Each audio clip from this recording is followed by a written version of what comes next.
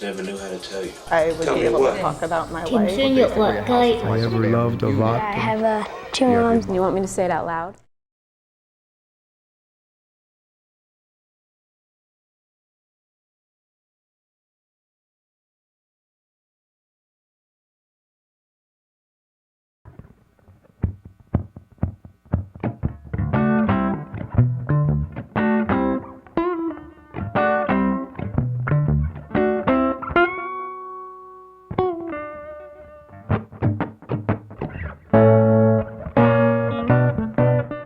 So Queer Rebels is all queer and trans people of color artists working together to perform live and to create short films and to bring this art, new art, to the masses, but to our communities, you know, wherever they may be. You know? Yeah.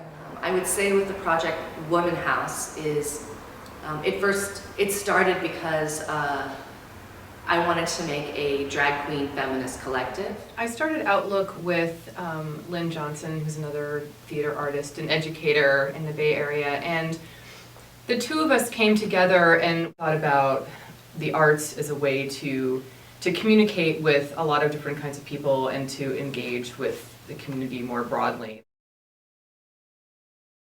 Celeste and I started the company in 2008.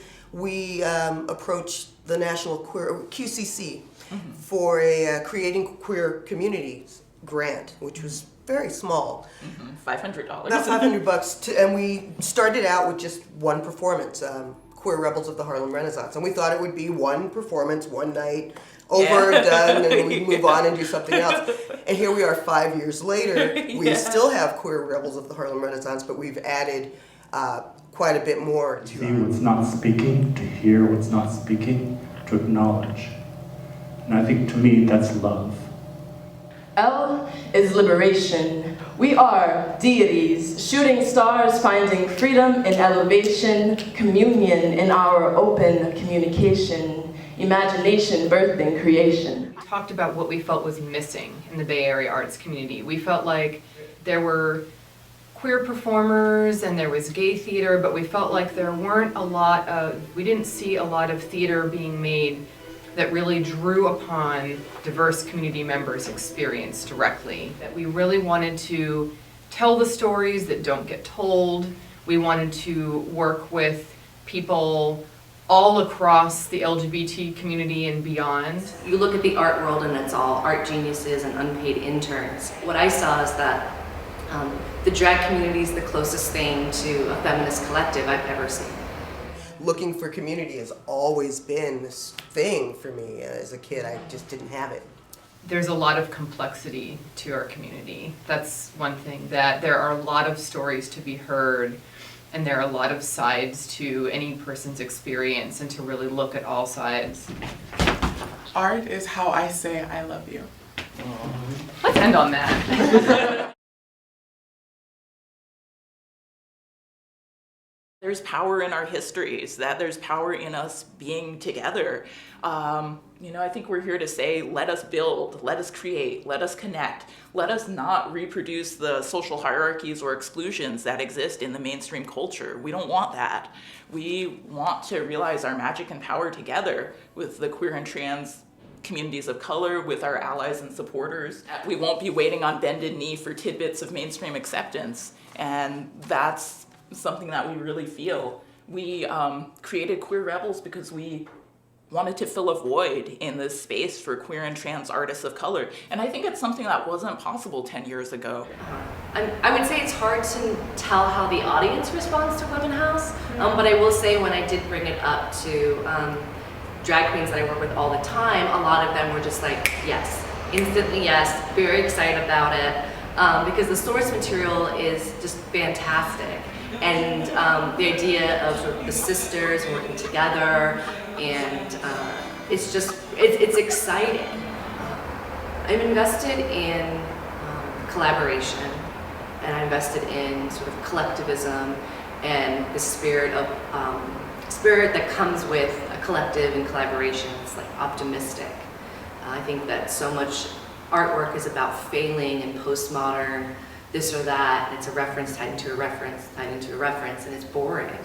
And you know, we're not a city or a people of we're not failures. And I think it's okay to try something in a way and make something. So most recently, I've been doing a lot of music, and I think there's something with being queer and trans and a person of color that makes me feel like the clock is ticking for my life. Like, it's interesting thinking about seeing LGBT elders, or knowing someone like Miss Major, who's like 70, right? And she's Black and trans and still alive.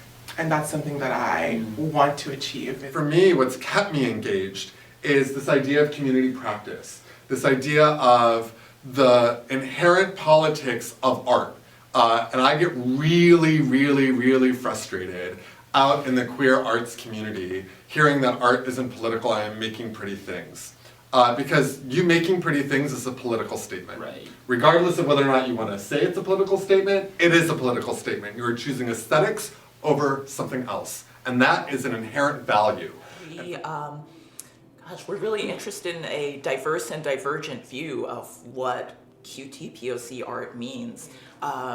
We want to see art that's not afraid to be raw, non-linear, experimental. We really embrace the margins. And it's so key to archive this art. New art by queer artists of color, by emerging artists, by established artists. It all should be archived. We really care about queer people of color art.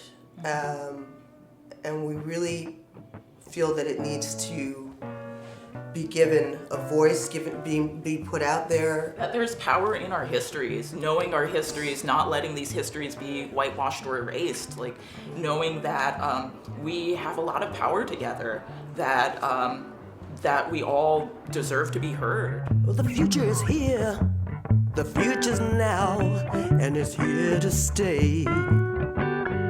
With each and every minute of every moment of every day. Well, you know you can't go back. Now, gotta roll with the punches, and all the changes is coming your way. Yeah, 'cause the future's here.